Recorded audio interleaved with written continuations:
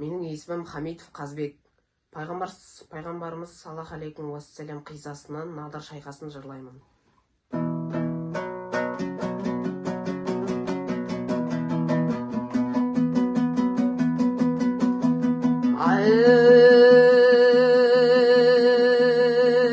Хижреттің 4-ші Рабиғул әуәл ай еді. Надырлар Харун пайғамбар ұрпағы еді, бай еді. Әрі де күшті яхуди, төртіліктері сай еді. Әл-қуатты қайратты жегендері май еді. Меккеге қарай бет алса, жолда үлкен бекініс, қамалы биік сайледі. Мадинаға жақындау жақсы да мекен жай еді. Пайғамбарым Мұхаммед ассалату ассалам бұлар менен келісім шарттарында жасаған. Қарсыда шықпай исламға, дұшпанда болмай тасадан. Біріне бірі серт беріп болмаймыз деген қасадам. Сөйте тұра бұлардың қылықтары масадам. Кәпірлермен бірігіп бұлар қастық жасады. Мекке мүшриктерімен яхудилер сыбайлас байланыс жолын ашады. Мадина мұнафықтармен ауыз жалай бастады. Мұсылмандармен соғысып жауласудан қашпады. Соғыстан кейін Ухудтың одан сайын күшейді. Бәйдедік жолын ашқан ауай. Әл-Қисса надырлармен арада келісімшарт болғандықтан, оның ішінде адам шығыны болса бірігіп төлеуге келіскен соң, пайғамбарымыз Мұхаммед саллаллаху алейкум уассалам надырлардың еліне келіп жатқан жер еді.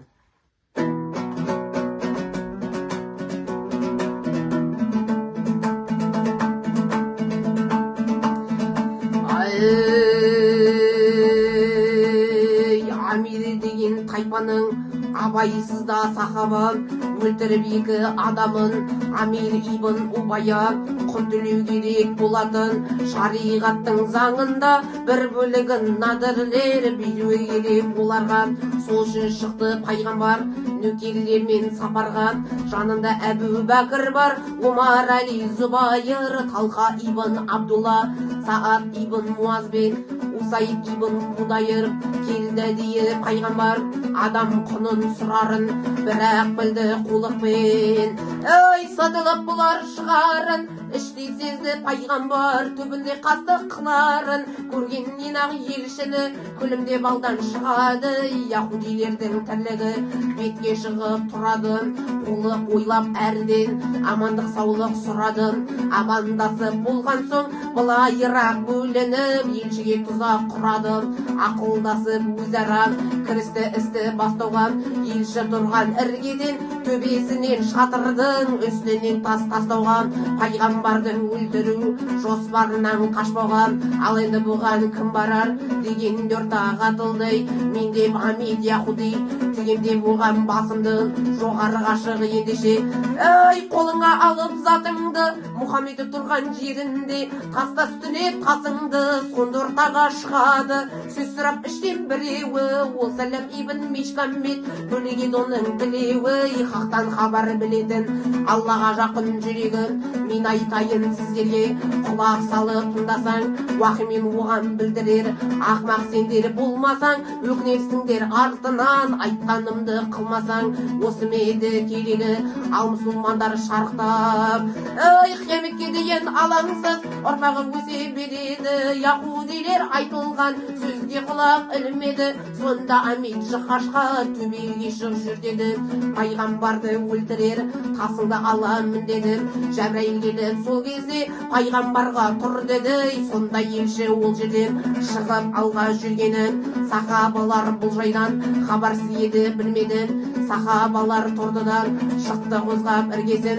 Елшінің еріп соңынан сұрастырдау жүргесін.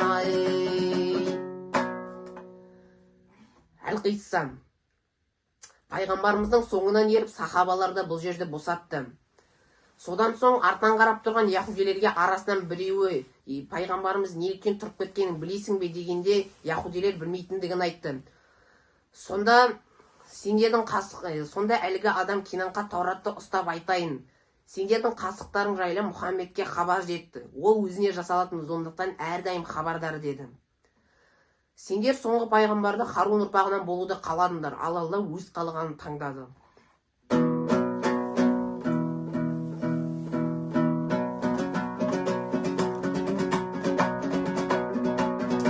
пайғамбар тұрып кеткесін асыра алмады істерін, яһудилер аңқиып қалды білмей не істерін, қулықтары жарамай тартып қалды іштерін. Сахабалар елшінің келмесін біліп қозғалды, яһудилердің ісіне ел жүрегімен із қалды, өзіне анық құрылған естіді Расул ызғарды, кеткен соң барлық мұсылман Кинана деген яһуди ішінен шығып сөз алды. Тауратты ұстап ант етем, пайғамбар білді өзіне, құрылған бұл қастандықты көрсетілді көзіне, Алла оны қорғайды, сеніңдер оның сөзіне, бұл нағыз соңғы пайғамбар, неге оған сенбеске? Біз оқыған Тауратта туылады деген Меккеде, тоқтайтын жері Ясриб деп көрсетілген көшкенде, Құдайдан келген кітапқа күмәнданбас ешпенде, жүрмесе кітап ізімен, құнымыз біздің бестенге, Құдай нені қолдаса, сол болар басыңды кессе де. Мұсылмандықты қабылдап қосылайық қатарға, ақылдасып шешкенде, тәкаппарлықтан арылып, неміз кетер кешкенде, ол Құдайдың қалауы, болмайды не істесең де, соңғы дін ол ислам, күмәнсіз болың шешкенде, ермей қалса бұл дінге, кеш болады өшкенде, көрерсің сонда мұсылман екі дүниеде өскенде. Соңынан ерсе елшінің мекенімізден қумайды, отбасымызда береке, отырған жерің сумайды, бұл айтқанға келіспей яһудилер тулайды, бұлар менен мұсылман әуелі қалай келісті, бұл жорықтан соң пайғамбар бастамақшы керісті, достарыңның шамасын ортаға салып мұсылман ақылдасып көрісті. Келісімдер аяққа тапталған соң болмады, қатаң тәртіп жасауға пайғамбарды қозғады, Мәсләмнің ұлы Мұхаммед шақыртумен елшінің құзырына барғаны, келгеннен соң мұқият оған құлақ салғаны, ескерткені елшінің байқалды сөз салмағы, босатсын деді жерлерді көп уақытын алмады.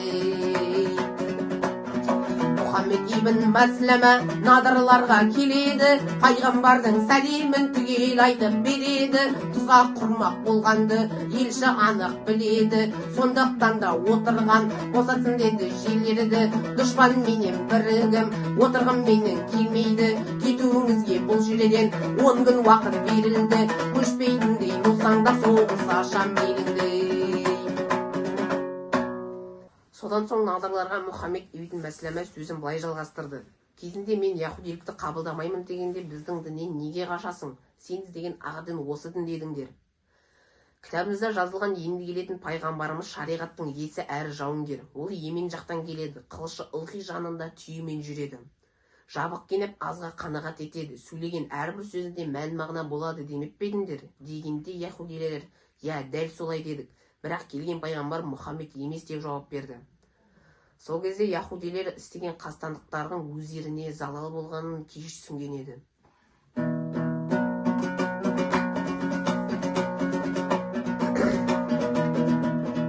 Осы хабарды алған соң дайындалды көшуге, Мұхаммед соңғы пайғамбар екенін бұлар білсе де, яһудилерден шықпады деп қоймады олар менсініп, арақтан елші болмас деп тәкаппарланды кемсініп. Дегенмен босқа амалы жоқ, көшуге талап қылады, қапылысып жатқанда бір әңгіме шығады.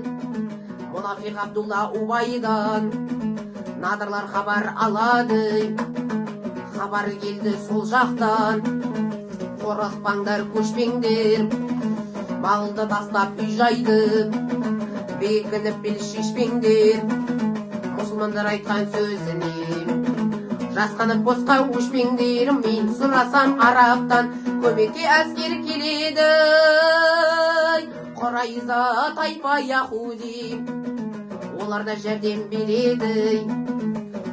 Өлгенше біргемін дегенге бұлар сенеді, Абдуллахтың сөзіне шын екен деп көнеді. Шіреніп соған ақылсыз көшпейміз деп елшіге көкіректерін келеді. Бұл бұл хабарды естіген такбир айтты пайғамбар. Аллахул деп әскерде қолдарын көкке жайғандар, ерегістіріп елшімен қатерге себеп болғандар. Абдулла Убай шайтандар Надыр қаумын азғырып, Хуяй ибн Ахтабта халыққа көпшік құйғандар. Жұбатып сонда халықты Хуяй бастап әңгіме, қамалды іштей бекітсек болмас бізге дәнеңе. Бір жылға жетер азық бар, құлақ салсаң көнеге. Суда бекініс ішінде сәлем Мишкам ақсақал сөз бастады сол кезде. Нәпсіге ермей, ай Хуяй, болмысыңнан өзгермей. Мұхаммед ол пайғамбар, сырттан келген сөз келме. Болмаған соң яхуди, ұнамай тұр біздерге. Асарыспай қырылмай, бұл мекеннен кетейік, аман қалар жол осы. Жиналайық кетейік, кетіп қашып бұлардан көргендейік өсейік. Мұхаммед келіп соғысам, өлеміз біздері теңкейіп. Көкіректеніп бұл Хуяй айтқанынан қайтпадым. Абдулла келер көмекке, осы ғана айтқаны. Тәкаппарланып ақымағы, азғырған іштен шайтаны.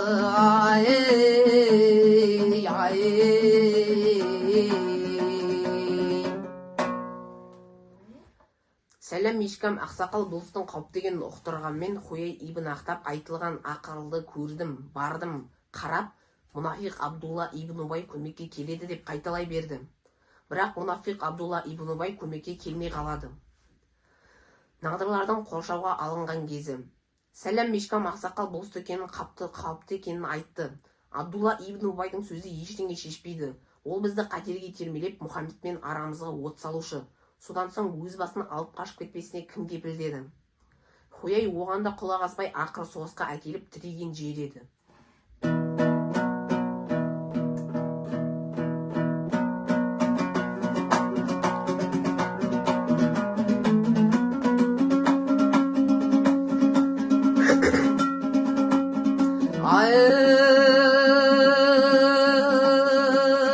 Ассалату вассалам, пайғамбарым Мұхаммед Абдулла Уму Мактумды Мадинаға қалдырып, өкілі етіп қалаға талаптанып жорыққа, Надыр жаққа жол қылат. Мұсылман туын көтеріп, әли шықты аллалап, Надырлардың ауылына келеді әскер жақындап. Намаз қылып сол жерде пайғамбардың әскері, бір ауыздан қамалға, намаздан соң қамалға тақалды бәрі ақырындап. Пайғамбарым Мұхаммед Мадинаның жерлерін босатсын деді дауыстап, ерегісіп Надырлер. Тұрамыз біздер өлгенше, өлгеніміз артық деп айтқаныңа көнгенше.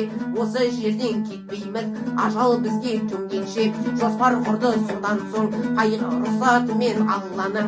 Пайғамбарым Мұхаммед не істеу керек шаруаның, ақылдасып кеңесті, қоршап сырттай қамалын айнала кесті көрсетіп.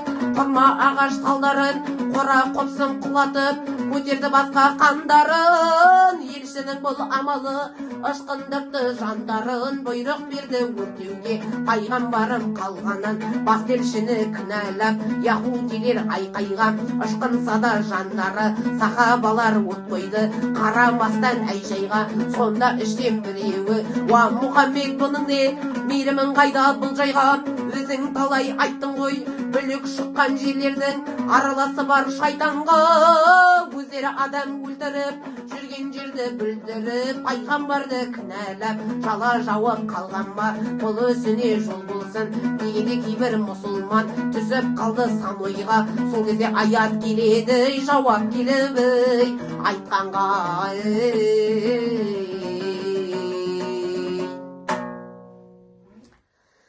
Әлқиссам, бүкіл өмірлерін бүлкішілікпен, адам өлтірмейін айналысып келген яхудилер от қойып ағаштарын кескендеріне айыптап жатқанда көктен мынадай аят келіп түседі екен. Уа муминдер, соғыс жағдайында мәжбүрлікпен жауға тиесілі қандай да бір құрмағашы кесілген болса, яки кеспей-ақ өсіп тұрған бойы қалдырған болсаңдар да, бұның бәрі Алланың қалауымен, әрі тура жолдан тайған күнәһарларды жазалау үшін еді. Хашр сүресінің 5-ші аяты. От қойып ағаштарын кескендеріне уайымдап тұрған сахабалар аят келгеннен соң өздерінің істеп жатқандарының дұрыс екендігіне көздері жетеді.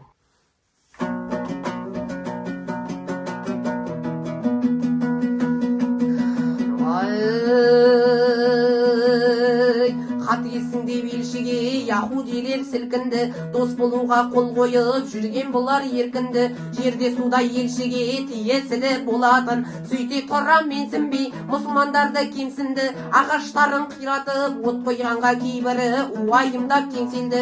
Аят түсіп Алладан мұсылмандар желпінді, жеңілдетіп бұл аят қисыйлады серпінді, дұшпандықтарын бұл елдің аятпен Алла келтірді. Бұл жерде Құдай көріп тұр, менсінбегенін кім-кімді. Сол кезде тағы мұнафиқ Убайдың ұлы Абдулла көмек берем деп үн қылды, соғсыңдар деп елшімен пайдаланып күн түнді, біз сендермен біргеміз деп алдады бұл жынды. Яһудилер бұларға келеді деп шенсенді, бекіністі босатпай надырларға бұлт төнді. Осы кезде Алладан пайғамбарына Құранның аятынан үн келді. Әл-Қисса. Кәпір болған кітап иелері яһудилер болған бауырларына, егер сіз мекендеріне қуылатын болсаңдар, біз де сендермен ере шығамыз деді. Сендер бар жерде ешкімге бойұсынбаймыз. Егер сендерге біреу соғыс ашар болса, сендерге міндетті түрде көмектесеміз деген мұнафиқтерді көрмедің бе? Олардың айтқандарына Алла куә. Олар қулар болса, надырлар олармен бірге шықпайды. Егер олар соғысса, оларға көмектеспейді. Көмектессе де муминдерге қарсы тұра алмайды.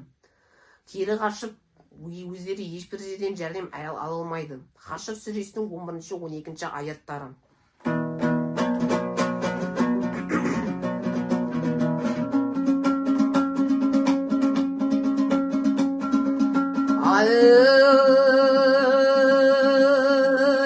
Өміргін бойы қорғаған яһудилер шаршады. Уәде берген мұнафиқ Убайдың ұлы Абдулла надарларға бармады. Бұл мұнафиқ тағы да яһудилерді алдады. Мұсылмандарға беріліп босатпаса қамалды, басқа амал қалмады. Пайғамбарым Мұхаммед ассалату ассалам босатсын деп қамалды, бұларға үн тастаған, қаруларын қалдырып, түйеге тиеп жүктерін алғасын жақ ашпаған, бұйрықты бұлар орындап, қамалдан шығып бастаған, 600 түйе жүктейіп, қалған жерін ластаған, кетерінде өрт қойып, ораларын өртеді. Іштері тар яһуди ақылдары келтеді. Қайғырмағансып көрініп, әшекейлерін көрсетіп, әйелдерін ертеді. Дабыл қағып даңғырап, сырнай тартып аңырап, бұл мекеннен кетеді. Бір бөлігі Шам жаққа, бір бөлігі Хайбарға, еменге бірі беттеді. Қайғырумен надырлар қамалдан шығып беттеді. Бұлардан қалған құрмабақ егіз алқап беттері. Мал-мүлік қару жарақтар барлық дүние пайғамбарға өткені. Бұл қалған олжа елшіге фәйде берекше атанды. Ол жаны тек бұл өзі қалағандарға қаратып, ансарларға ескертіп, мүжахидтерді шақырып, надырлардан қалған ол жаны бермек болды ақылда.